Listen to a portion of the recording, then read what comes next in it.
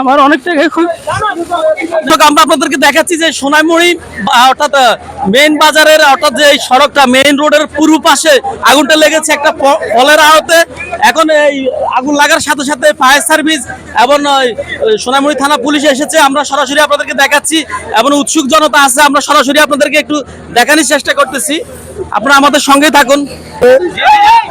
কয়েলটা থাকতে পারে এই আসলে গোডাউনের বাড়ি। দোকানটা কি কিসের দোকান? ফলের আড়ত, ফলের আড়ত।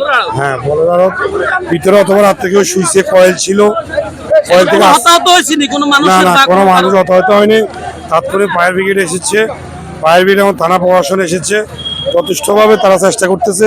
আসলে আগুনের কারণটা জানা নাই, তবে শর্ট সার্কিট থেকে লাগার সম্ভাবনা বেশি অথবা কয়েল ছিল। ফলের দোকান আছে, ফলের দোকান, ফলের দোকান। হতাহত হয়েছে নি কোনো মানুষ? না, হতাহত হয় না, এমনি মালামাল নষ্ট হয়েছে আর কি।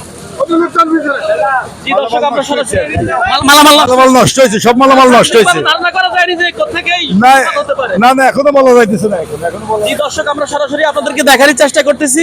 দোকানটা মেইন রোডের সড়কের পূর্ব পাশে একটা ফলের আড়তে সোনামুড়ি বাজারে আগুন লেগেছে। আমরা সরাসরি আপনাদেরকে লাইভে দেখানোর চেষ্টা করতেছি। ভাই, আগুনটা কিভাবে লাগছে ধারণা আছে? আগুনটা তো আমরা ধারণা না, আমরা দোকানে ধোঁয়া রেখে তারপরে এদিকে আসছি। ইয়াসিন ভাই, এটা মূলত কৃষির দোকান ছিল। এটা ফলের আড়তের, এখানে ফলের ইয়া থাকে, এরকম ক্যারেক্টার রাখে এবং অনেক টাইমে গোডাউন হিসেবে তারা এটা ব্যবহার করা হয়। এটা সব টাইমে তারা এই ফলের আড়ত হিসেবে তারা এটা। কোনো মানুষ হতাহত হয়েছে না, কোনো মানুষ হতাহত তো আপনারা নিজে দেখতেছেন, এরকম করে কিছু দেখা যাচ্ছে না। এটা এখনো দেখা যাচ্ছে না। প্রাথমিকভাবে কোনো ধারণা করা যায়নি মানে কোত্থেকে লাগতে পারে আগুনটা? এখনো তো বোঝা যায় না কিভাবে লাগছে। এখন এখানে আপনারাও আসছেন, আমরাও আছি, আর জনগণ আছে। আসলে সবার মত বিনিময় করলে বোঝা যাবে আসলে কি থেকে এই আগুনটা লাগছে। আপনি কি দেখছেন ভাই? সর্বপ্রথমে আমি এখানে পাশের চা দোকানে ছিলাম, দেখা যাচ্ছে যে এখানে আগুন। আমি সর্বপ্রথম এখানে আসছি, আরো কয়েকজন লোক। দোকানটা বন্ধ ছিল। এটা ফলের একটা গোডাউন, এই দোকানটা বন্ধ ছিল। আগুন দেখতে পেয়ে আমরা থানাতে আমিও কল দিছি, সাথে সাথে আমাদের ওই যে সাব ইন্সপেক্টর উনি আসছে। আসার পরে ফায়ার সার্ভিসে কল দেওয়া, তো 5 মিনিট 10 মিনিটের ভিতরে ফায়ার সার্ভিস 5-7 মিনিটের ভিতরে ফায়ার সার্ভিস চলে এসছে। আসার পরে ফায়ার সার্ভিসে আগুন নিয়ন্ত্রণে আনতে সক্ষম হয়েছে। আমরা দেখতে পাচ্ছি আসলে আগুন কি কারণে লাগছে, আসলে আমরা দাঁড়িয়ে দেখতে পাচ্ছি, কিন্তু আসলে কি কারণ লাগছে এটা আসলে আমরা বুঝি নাই। তো এখন ফায়ার সার্ভিস আসছেন, ওনারা তদন্ত করে। আমাদের ফল দোকান করে, বুঝছেন? এটা আপনার দোকান? ধরেন এটা আমাদের দোকান, কিন্তু আমাদের এখানে কোনো নাম ব্যবহার হয় না। আমরা মাল সামান এখানে আনি রাখি। আগুনটা কিভাবে লাগতে পারে? আগুনটা আমার এখানে তো কোনো কারেন্ট নেই, কোনো মিটার ব্যবহার হয় না, ঠিক আছে নি? এখানে এই যতগুলো আছে দেখেন, তার একটা তারও কোনো টিকসই কোনো তার নেই এখানে, যে আগুনটা লাগছে, কিন্তু এটা কোনো গ্যারেজ করে না। আপনার পুরো নাম বলেন। আপনার নাম? আমার নাম হলো শরীফ। জি, আমি এলাকা করতাম। আমার এলাকা হলো আমিষাপাড়ার আগে সোনাপুর 8 নম্বর ইউনিয়ন। জি জি। এখন আপনার কত টাকার ক্ষয়ক্ষতি হয়েছে? আমার অনেক টাকা। আমাদের মাধ্যমে সরকারের কাছে কি চান বলেন? জি বলেন, আপনি সরকারের কাছে কি চান?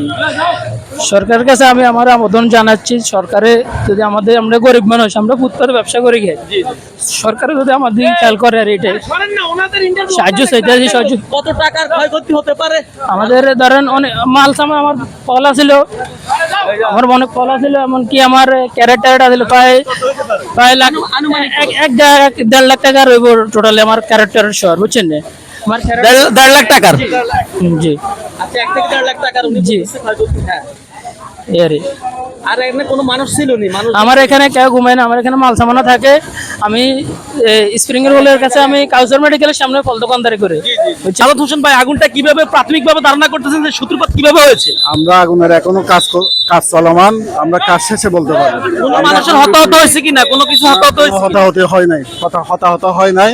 আমরা এখন কাজ করতেছি, বিস্তারিত পরে। জি, সোনাইমুড়ি ফায়ার সার্ভিসের যিনি ইনচার্জ সাদাত হোসেন, উনি বলেছে উনি প্রাথমিক পর্যায়ে কাজ করতেছে এবং আগুন নিয়ন্ত্রণের চেষ্টা করতেছে। ওনারা বলতেছে যে এখন পর্যন্ত কোনো হতাহত হয় নাই। অর্থাৎ আগুনটা নিয়ন্ত্রণ করার চেষ্টা করতেছে। আমরা এখনো আপনাদেরকে ক্যামেরার মাধ্যমে দেখাচ্ছি। ভাই যদি একটু দেখাতেন যে ধোঁয়া আচ্ছন্ন পরিবেশ, অর্থাৎ ধোঁয়া আচ্ছন্ন পরিবেশ আমরা এখানে সরাসরি আপনাদেরকে দেখাচ্ছি। জি দর্শক, ফায়ার সার্ভিসে যিনি ইনচার্জ রয়েছেন সাদাত হোসেন ভাই, ওনার কাছে আমরা জানবো যে প্রথম কে ওনাদেরকে ইনফরমেশন দিয়েছেন। একটা নাম্বার থেকে, রবি নাম্বার থেকে একটা কল আসে। জি, আমরা সাথে সাথে রেসপন্স করি, ফোন পাওয়ার সাথে সাথে আমরা রেসপন্স করি। আর সে দেখলে আগুন জ্বলতেছে, আমরা আগুন কাজ করতেছি। জি দর্শক, আমি সাংবাদিক জসিমউদ্দিন রাজ, আবারও দেখা হবে অন্য কোনো ভিডিওতে। সে পর্যন্ত সবাই ভালো থাকবেন এই আশা এবং প্রত্যাশা করে আজকে সোনামুড়ি মেইন সড়কের পাশ থেকে এ পর্যন্তই। ধন্যবাদ সবাইকে।